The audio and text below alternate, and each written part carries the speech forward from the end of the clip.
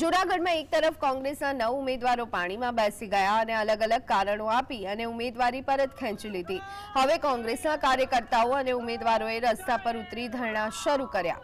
કોંગ્રેસે ધાક ધમકીથી ફોર્મ પરત ખેંચવાની નીતિ સામે વિરોધ નોંધાવ્યો। કોંગ્રેસ આગેવાનોએ ધારાસભ્ય ભાજપ પ્રમુખે ફોન કર્યા હોવાના પુરાવાઓ પણ રજૂ કર્યા।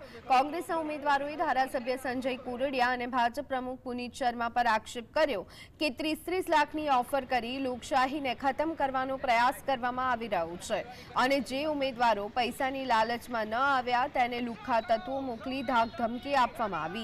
कोंग्रेसे आक्षेप कर्यो के भाजपे प्रजाना पैसानो भ्रष्टाचार करी नाणांनी रेलमछेल करी अने उमेदवारोने खरीद्या।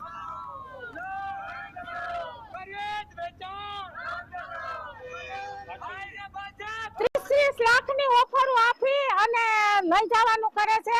આ જૂનાગઢની તેજોરીઓ ખાલી કરી અને આ ભ્રષ્ટાચારીઓ પોતે તો છે, પણ હજી જે ઉમેદવારો ફોર્મ ભરેલા છે એને શીખવાડે છે કે અમારી વાયદે તમે ભ્રષ્ટાચારીઓ બની જાઓ। આ તે કઈ જાતની સરકાર છે? આ મોદીને ધ્યાન રાખવું જોઈએ। આ આબરૂ મોદીની જાય છે।